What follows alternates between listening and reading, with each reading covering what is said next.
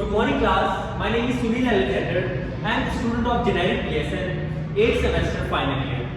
I want to present my elective subject lecture about nursing theory to your class, second batch, 7th semester. Today my topic is Dortha Orient theory, self-care deficit के बारे में. सबसे पहले तो आप लोगों को पता होना चाहिए नोट्स निकालने, नोट्स बनाने सही आपको चाहिए. पेपर में अगर आज 20 स्लाइड्स सर दे दें, नोट्स बनाने साथ साथ सब निकाल.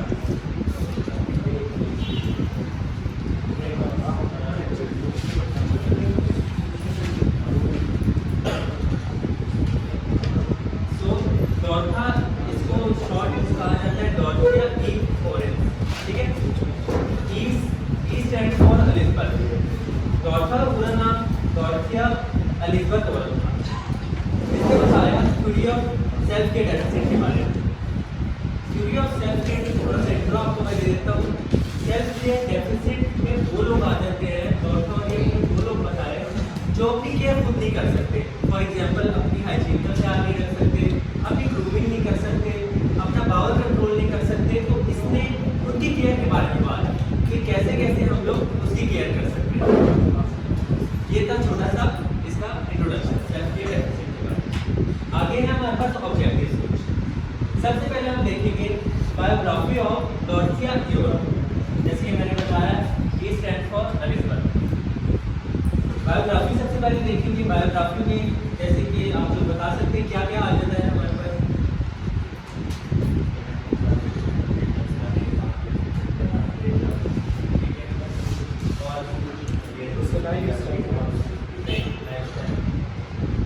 ठीक है, बायोग्राफी में हमारे पास नेम्स वगैरह आ जाते हैं, फादर नेम वगैरह आ जाता है, मदर नेम वगैरह, उसके माँ बाप क्या करते थे ये आ जाते हैं.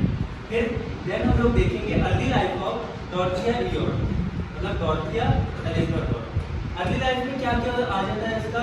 एजुकेशन आ जाती है कि कहाँ कहाँ से उसने बीएसएन किया है तो कहाँ से किया है, एमएसएन किया है तो कहाँ से किया है, ग्रेजुएशन कहाँ से हासिल की, वो लोग सारा अर्ली लाइफ में देखेंगे. फिर हमारे पास है मेटा पैराडाइम. मेटा पैराडाइम का किसी ने नाम मैंने सुना हो, कोई बता सकते हैं क्या है? थ्योरी की ही बात होती है मेटा पैराडाइम.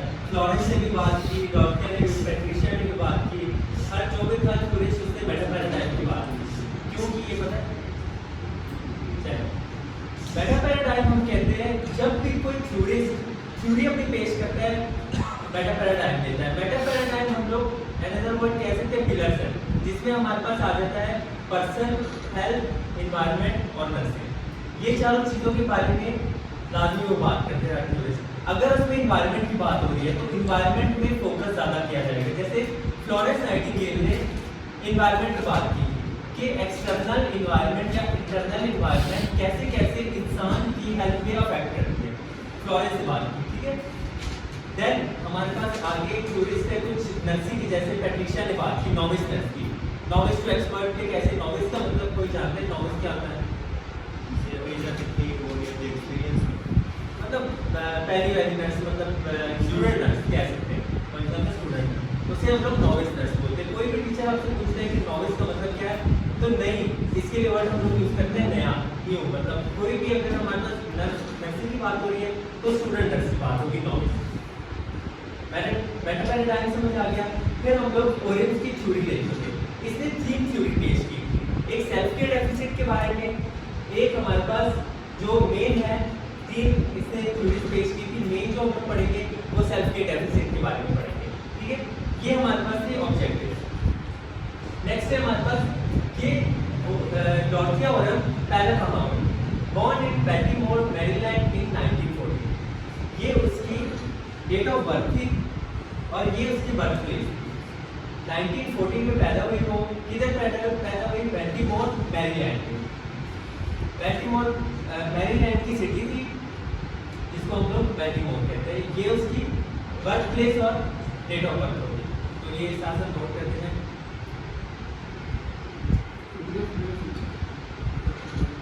ठीक है, अच्छा, अभी जैसे कि मैंने बताया उसकी बायोग्राफी में उसके मदर एंड फादर का भी जिक्र आएगा. तो ओरेंस पेरेंट्स के बारे में बताना चलो तो father was a construction worker. Construction worker क्या होता है कोई बता सकता है? तामीराती काम जो करते हैं, सही है। उसका बाप ये काम करता था। मदर क्या थी, वॉज अ होम मेकर, मतलब घर गृहस्थी संभालती थी, कोई काम नहीं, जॉब वगैरह नहीं करती थी, घर गृहस्थी संभालती थी, ठीक है। नेक्स्ट हमारे पास आ जाता है उसकी अर्ली लाइफ। 1930 में ग्रेजुएशन हासिल की नर्सिंग की from Providence hospital school of nursing Washington DC, United state of America का कैपिटल है। उधर के Providence hospital school of nursing में इसने ग्रेजुएशन हासिल की। 1935 में इसने बीएसएन किया from Catholic University of America से। सेम यूनिवर्सिटी से 1945 में एमएसएन भी किया from Catholic University of America, मतलब बीएसएन और एमएसएन जो किया इसने कैथलिक यूनिवर्सिटी ऑफ अमेरिका से किया, ठीक है। यहां तक समझ आ गया।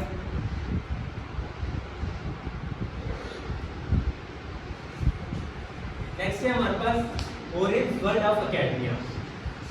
ऑरेंज वर्ल्ड ऑफ एकेडमिया क्या कहते हैं, क्या मतलब है ऑरेंज वर्ल्ड ऑफ एकेडमिया का? मतलब एजुकेशन कहाँ हासिल की उसने, कहाँ वो गई, क्या क्या बनी, वो डीन बनी, डॉक्टरेट, डिग्री कहाँ ली उसने, किस ग्रेड को ली, वो हम लोग ऑरेंज वर्ल्ड ऑफ एकेडमिया में। 1959 में dean of the school of nursing eight Catholic University of America. जैसे कि मैंने पहले जिक्र किया, इसने एमएसएन और BSN Catholic University of America से किया था। 1959 में ये डीन बनी। आपको ये बता सकते हैं डीन किसे कहते हैं? Head of department, head of faculty हम लोग कह सकते हैं, तो हम लोग डीन कहते हैं। 1976 में डॉक्टरेट की डिग्री ली, डॉक्टरेट ऑफ साइंस की डिग्री ली, किधर से? जॉर्जी टाउन यूनिवर्सिटी से 1976 में। 1988 में doctor of humane letters from Illinois Wesleyan university से इसने डिग्री हासिल की, doctor of humane letters. Doctor of humane letter आपने नाम सुना हो कभी? अच्छा, ह्यूमैनी लेटर उसे कहते हैं अगर कोई बंदा इंसानियत के लिए काम करता है, इंसानियत के लिए, तो उसको एज अ एजाज के तौर पे उसे हम लोग क्या देते हैं, ह्यूमैनी लेटर की डिग्री से नवाजा जाता है। इसे हम लोग डिग्री भी कह सकते हैं, सर्टिफिकेट भी कह सकते हैं, ठीक है। तो उसने 1988 में उसे ये एजाज दिया। 1998 में doctor of nursing honoris causa from university of Missouri से हासिल किया। 1998 में डॉक्टर ऑफ नर्सिंग की इसको मिली डिग्री, जहाँ ऑनरस ऑफ कॉसा की किस यूनिवर्सिटी से? यूनिवर्सिटी ऑफ मसूरी से। जैसे कि मैंने बताया पहले, ऑनर के तौर पे ह्यूमैनी लेटर में जब कोई इंसानियत के तौर पे काम करता था तो उसे ऑनर के तौर पे ये एजाज दिया जाता है। डॉक्टर ऑफ नर्सिंग में हमारे पास ये 1998 में डॉक्टर ऑफ नर्सिंग से डिग्री हासिल की ऑनर्स कॉसा में, किस यूनिवर्सिटी से? University of Mussoorie. रिटायर्ड कब हुई, मतलब इसने सब कुछ कब कंप्लीट किया? Retired in 1984। तो यहाँ तक समझ आ गई।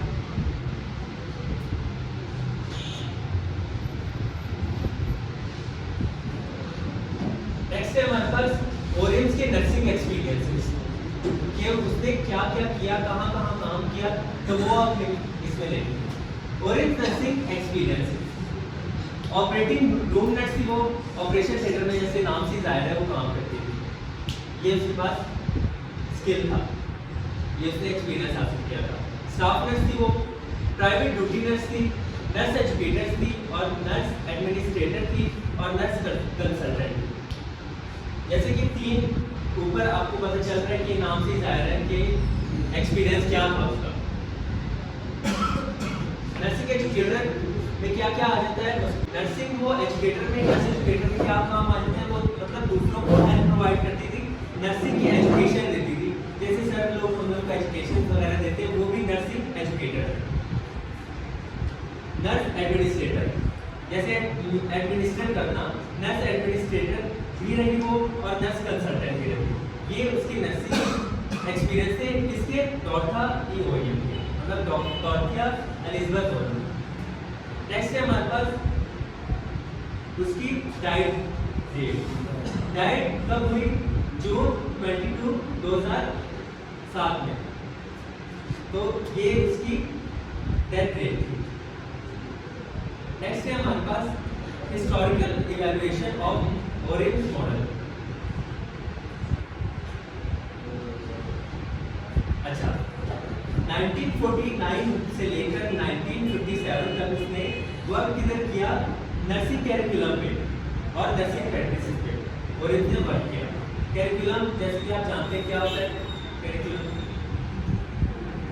जैसे फॉर एग्जांपल हम लोग के डिग्री ESL की डिग्री थी, HEC ने कैरिकुलम पास किया कि इसमें इतनी क्रेडिट आवर्स होने चाहिए, इतने सब्जेक्ट्स होने चाहिए, ये उसके ऑब्जेक्टिव्स होंगे।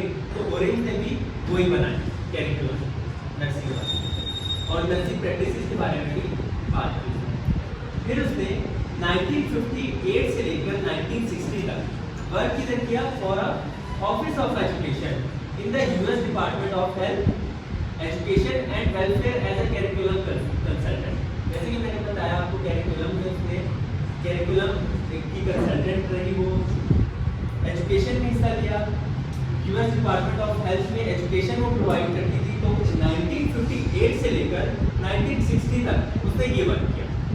नेक्स्ट है हमारे पास 1958 से लेकर 1960 तक और उसके सो ऑन गाइडलाइंस किसके बारे में दी? डेवलपमेंट कैरिकुला। कैरिकुला नाम से जाहिर है, जैसे कैरिकुलम में इसे प्लूरल में यूज करेंगे और कैरिकुला सिंगुलर है हमारे पास।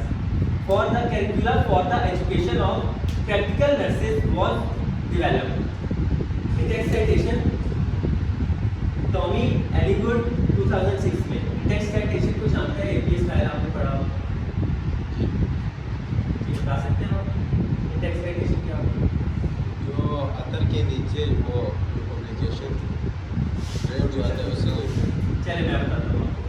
अच्छा, जैसे कि आप लोगों ने पढ़ा होगा हेल्थ के बारे में WHO ने डेफिनेशन दी, ठीक है। हेल्थ के बारे में बताया कि complete state of physical mental, ये सब उसने हेल्थ के बारे में डेफिनेशन बता दी।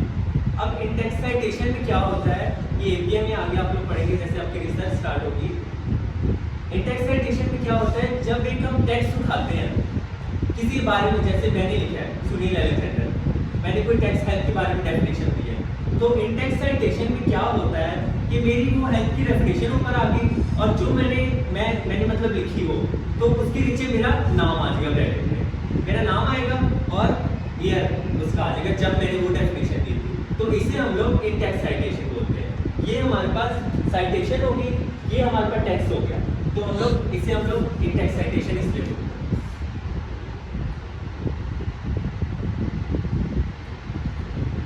नेक्स्ट है हमारे पास 1960 से लेकर 1970 तक eventually serve as a active dean of the school of nursing at the Catholic University of America. तो आप लोग बता सकते हैं BSN और MSN किधर से किया था? तो कैथलिक यूनिवर्सिटी से, MSN यूनिवर्सिटी ऑफ अमेरिका से। उसी में इसने क्या काम किया? डीन भी बन गए। MSN और BSN उधर से किया और उधर ही ये डीन बन गए। 1971 में इसने पब्लिश किया नर्सिंग कॉन्सेप्ट ऑफ प्रैक्टिस। इसी बुक के ये पब्लिश हुई 1971 में, इसकी बुक पब्लिश हुई, इसका नाम था नर्सिंग कॉन्सेप्ट ऑफ प्रैक्टिस। ये हमारे पास हो गए। उसके एजाज को क्या क्या मिला, उसने क्या क्या सर्व किया, किधर किधर सर्व किया, एजुकेशन कहाँ कहाँ से हासिल की, ये हमारे पास वो डेट्स के साथ। नेक्स्ट है हमारे पास, जैसे कि मैंने बताया, Meta paradigm. Meta paradigm of orange model, person, environment, health और नर्सिंग। जैसे कि मैंने बताया आपको टॉर्चर और हमने इस पे बात की थी सेल्फ केयर डेफिसिट। पर्सन को वो ज़्यादा फोकस करेंगे। इन्वायरमेंट के बारे में उसने बताया, लेकिन इतना नहीं बताया जितना फ्लोरेंस नाइटिंगेल ने बताया। जिसकी जो भी थ्योरी होती है वो उसी को ज़्यादा फोकस करता है। जैसे फॉर एग्जांपल फ्लोरेंस नाइटिंगेल ने इन्वायरमेंट की दी, उसने इन्वायरमेंट में एक अच्छा खासा खाका खींच दिया कि इन्वायरमेंट में ये होता है, ये इंसान की हेल्थ के लिए बेनिफिशियल है, ये डिसएडवांटेजेस है, एडवांटेजेस और डिसएडवांटेजेस हेल्थ के बारे में उसने बताया। इन्वायरमेंट फिर हमारे पास हेल्थ, फिर हमारे पास हेल्थ, ये हमारे पास मेटा पैराडाइम है। जैसे कि मैंने शुरू में ही बात की कि मेटा पैराडाइम एक थ्योरिस्ट जो होता है वो एक पिलर के तौर पे देता है। थ्योरी जब बनाते हैं वो एक उसमें लाजमी ये पिलर के लिए यूज होता है। ये हम लोग मेटा पैराडाइम को पिलर्स भी कह सकते हैं। जिसमें हमारे पास ये, अगर उसमें मेटा पैराडाइम ना हो तो वो अधूरी है, थ्योरी। ठीक चलते हैं मैटर पैराडाइम पर्सन की। An individual or group of individuals who have the ability to acquire the knowledge necessary to perform tasks of the self-care, ability to integrate self-care tasks and family, community and individual needs, motivation to accomplish self-care tasks। अब इसकी मैं आपको summary बता देता हूँ क्योंकि time हमारे पास कम है, तो इसकी समरी मैं बता देता हूँ। मेटा पैराडाइम उसने पर्सन के बारे में बताया कि पर्सन अपनी हेल्थ केयर कैसे कर सकते हैं। फॉर एग्जांपल इसने थ्योरी दी थी सेल्फ केयर के बारे में, एक सेल्फ केयर के बारे में दी थी, दूसरी थ्योरी थी सेल्फ केयर डेफिसिट के बारे में। सेल्फ केयर के बारे में क्या बताया कि इंसान अपनी ग्रूमिंग, हाइजीन का कैसे ख्याल रख सकता है, बावल मेंटेन कैसे कर सकता है, अपनी हाइजीन का, प्रॉपर हाइजीन का कैसे ख्याल, हेल्दी फूड खाना है उन्हें। तो इसने डॉक्टर और ने ये बताया। इसमें ये बताया जा रहा है कि उन पर फोकस किया गया पर्सन में, उनके लिए एजुकेशन प्रोवाइड की जो अपने काम खुद नहीं कर सकते। फॉर एग्जांपल अपना पावर मेंटेन नहीं कर सकते, हाइजीन का ख्याल नहीं रख सकते, तो इसमें इसने ये बता दिया, मोटिवेट किया कि वो अपनी सेल्फ केयर टास्क को कंप्लीट करें, फुलफिल करें, अचीव करें, जिसमें उसकी सेल्फ केयर। आप बता सकते हैं सेल्फ केयर में क्या क्या चीज़ें आ सकती हैं? पर्सनल हाइजीन, ये तो मैंने ग्रूमिंग, बता दिया। और क्या क्या आ सकते हैं? मैंने बता दिया हाइजीन मेंटेन कर सकते हैं, पावर कर सकते हैं, ग्रूमिंग आ गया। ग्रूमिंग मैंने बता दिया। और अपने से कोई ऐड करना चाहिए?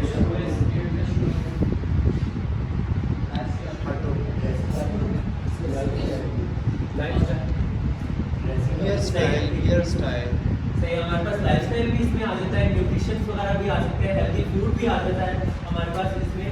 तो मेटा पैराडाइम में इसने पर्सन ने डॉक्टर और ने किए बात। नेक्स्ट है हमारे पास health, promotes function and development with social groups in accordance with human potential, non human limitation and the human desire to return to normal. जैसे मैंने बताया इसको क्या कहते हैं कि टॉमी एंड एलिगुड को इन टेक्स्ट साइटेशन, जो हम लोग साइटेशन टेक्स्ट के बीच में देते हैं या एंड में देते हैं। हेल्थ में हमारे पास क्या डॉक्टर बता रही है हमारे पास कि प्रमोट करना है फंक्शंस को और डेवलप करना है किधर, सोशल ग्रुप्स में, पॉपुलेशन में जा के हमें प्रमोट करना है किसको, हेल्थ को। जैसे कि हमारे पास टॉपिक है हेल्थ, उसको हमें प्रमोट करना है according with human potential, non human limitation and the human desire to return to normal. For example अगर कोई शख्स बीमार है तो हम लोग एज अ नर्स होते हुए उसकी हेल्थ को प्रमोट कैसे करेंगे? तो कि हम लोग एक बंदा बीमार है तो उसकी केयर कैसे कर सकते हैं, क्या किस तरह हेल्थ एजुकेशन दे सकते हैं? उसकी काउंसलिंग आप करेंगे, उसको देखेंगे, सबसे पहले तो प्रॉब्लम को डिटरमाइन कर लेंगे और फिर वही प्रॉब्लम के हिसाब से हमने गोल बनाने और प्लानिंग करने और फिर उस पर अप्लाई करना। सही, जैसे कि मैंने आपको बताया डॉक्टर और हमने हेल्थ पे बात की, उसमें पर्सन पे बात की कि कैसे आप लोग एक पर्सन की हेल्थ को प्रमोट कर सकते हैं। तो एक बीमार शख्स ने हेल्थ एजुकेशन प्रोवाइड की डॉक्टर हमने कि कैसे वो अपनी हेल्थ को प्रमोट कर सकता है। एज ए नर्स होते हम लोग कैसे हम लोग उसकी एजुकेशन में हेल्प कर सकते हैं, कैसे उसको काउंसलिंग कर सकते हैं, उसे बता सकते हैं अपनी हाइजीन का ख्याल रखें, उसे बता सकते हैं कि अपने प्रॉपर न्यूट्रिशन लेना है, जिसकी वजह से एज अगर चाइल्ड है, अगर उसकी मदर है प्रेग्नेंट है तो मदर को हम लोग बोलेंगे कि अपने चाइल्ड की जैसे आप लोग प्रेग्नेंट फीमेल प्रेग्नेंट हो तो आपने कैसी न्यूट्रिशन लेनी है कि आपका बच्चा माल न्यूट्रिशन की तरफ ना जाए, कवाशिकोर ग्रासमस की तरफ ना जाए। तो हम लोग उसमें हेल्थ एजुकेशन प्रोवाइड करेंगे, एक मदद। नेक्स्ट है हमारे पास हेल्थ आ गया। नेक्स्ट है हमारे पास नर्सिंग के डॉक्टर अपने नर्सिंग पे क्या बात है। जैसे कि मैंने पहले ही आपको बताया था कि उसने मेन चीज़ किसको फोकस किया, पर्सन को, क्योंकि उसकी थ्योरी क्या थी, सेल्फ केयर डेफिसिट का क्या मतलब है, सेल्फ केयर का क्या मतलब है कि अपनी केयर कैसे कर सकते हैं, और डेफिसिट का मतलब कि उसमें क्या डेफिशिएंसी है। अगर एक पर्सन में डेफिशिएंसी है तो वो अपनी केयर कैसे कर सकता है। अगर कोई डिसेबिलिटी है, कोई चल नहीं सकता तो अपना हाथ उसके पैरालाइज है, पाँव पैरालाइज है, पूरी बॉडी पैरालाइज है, तो वो अपनी ग्रूमिंग हेल्थ का तो ख्याल बिल्कुल नहीं रख सकता, अपनी हाइजीन मेंटेन तो बिल्कुल भी नहीं कर सकता। तो डॉक्टर और हमने यही बात की कि आप अपनी सेल्फ केयर कैसे कर सकते हैं। नर्सिंग के बारे में क्या उसने बताया, the skilled professional who evaluate and knowledge acknowledge a patients health deficit. एक स्किल्ड प्रोफेशनल हमारे पास होता है जो कि क्या करता है, अगर एक बंदे में हेल्थ डेफिसिट है, मतलब वो केयर सही तरह नहीं कर सकता, तो उसे हमने एजुकेशन देनी है कि वो अपनी हेल्थ को मेंटेन करे, अपनी हाइजीन का ख्याल रखे, अपनी प्रॉपर न्यूट्रिशन का ख्याल रखे। Nursing plans and implements care based on the actual and potential health care deficit. Nursing plan बनाते हैं अप्लाई करने के लिए उनको कि वो किस पे उसकी एक्चुअल और पोटेंशियल सेल्फ केयर डेफिसिट पे बात की जाए। तो एक्चुअल और पोटेंशियल बता सकते हैं क्या होते हैं? एक्चुअल हम इस तरह ले सकते हैं कि वो किस सेल्फ केयर नहीं कर पाता, अपने हाइजीन का ख्याल नहीं रख पाता, तो उसकी उसकी वजह से आगे जाके उससे कोई इन्फेक्शन हो सकते हैं, तो वो ठीक है, तो लफ्ज़ी में क्या होगा? एक्चुअल मतलब जो कि अभी प्रेजेंट है कंडीशन, और पोटेंशियल वो आगे जाके ठीक है, मैं आपको बता दूं एक्चुअल का मतलब कि प्रेजेंट मतलब आपके अभी प्रेजेंट है वो प्रॉब्लम, और पोटेंशियल में उस चीज़ का रिस्क है। तो हम लोग इन चीज़ों को बेस बना के उसे कैसे हेल्थ एजुकेशन दे सकते हैं एज अ नर्स होते हुए। तो नर्सिंग में डॉक्टर हमने ये बात फिर हमारे पास, जैसे कि मैंने आपको बताया, ये थ्योरीज थी, 3 थ्योरीज थी, concepts unique to Orange model. कुछ ऐसे कॉन्सेप्ट्स हम पढ़ेंगे अभी जिसमें जो हम लोग को ऑरेंज मॉडल को यूनिक बनाते हैं। 3 नर्सिंग थ्योरीज इसने पेश की। The theory of self care, क्या अपना इसने सेल्फ केयर की थ्योरी बयान की कि इंसान अपने खुद कैसे ख्याल रख सकता है। जैसे बार बार एक ही बात हो रही है कि एक पर्सन जो है अपनी सेल्फ केयर कैसे कर सकता है। तो दौड़ते और हम जिधर भी नाम है तो याद रखना, कोई आपसे पूछ सकता है कि इसने कौन सी थ्योरी बयान की, तो आपको याद रखना है इसने सेल्फ केयर डेफिसिट पे बात की थी। मेनली इसने सेल्फ केयर डेफिसिट पे बात की थी। वैसे इसकी 3 थ्योरीज हैं, the theory of self care, the theory of self care deficit, the theory of nursing system. इसने आज आके यही सारी बात की कि अपना इंसान जो है अपनी सेल्फ केयर कैसे कर सकता है। ठीक है, ये हमारे पास 3 थ्योरी है।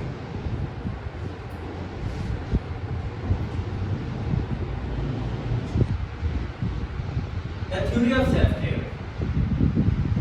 Self-care comprises the practice of activities that maturing and mature persons initiate and perform within time frame on their own behalf in the interest of maintaining life, healthful functioning, continuing personal development and well-being through meeting non-requisite for function and developmental regulation. जैसे कि आज आपकी Tommy and Eli would ने 2006 में ये बताया था कि अपनी सेल्फ केयर क्या होती है, सेल्फ केयर कैसे करते हैं। जैसे कि ये पढ़ा मैंने, इसको समराइज करते हैं कि आज आपकी फिर से वही बात कि एक पर्सन अपनी सेल्फ केयर कैसे कर सकता है। ये प्रैक्टिस है जिसमें हम लोग एक्टिविटीज आ जाती है कि बंदा अपनी मेच्योरिंग एंड मेच्योर पर्सन, इसमें कुछ एक्टिविटीज आ जाती है कि हम लोग पर्सन्स को एजुकेट करते हैं कि वो अपनी सेल्फ केयर कैसे करें। Initiate and perform with in time frame. हमारे पास कुछ टाइम फ्रेम है। फॉर एग्जांपल हमारे पास एक पेशेंट आ जाता है हॉस्पिटल में, तो हम लोग उसको कुछ टाइम फ्रेम में, जब तक वो हॉस्पिटल में है तब तक हम लोग उसे घर जाके हम लोग एजुकेशन उसे नहीं दे सकते। हम लोग हॉस्पिटल में ही इसको एजुकेट करेंगे कि आपकी डिजीज़ ये है और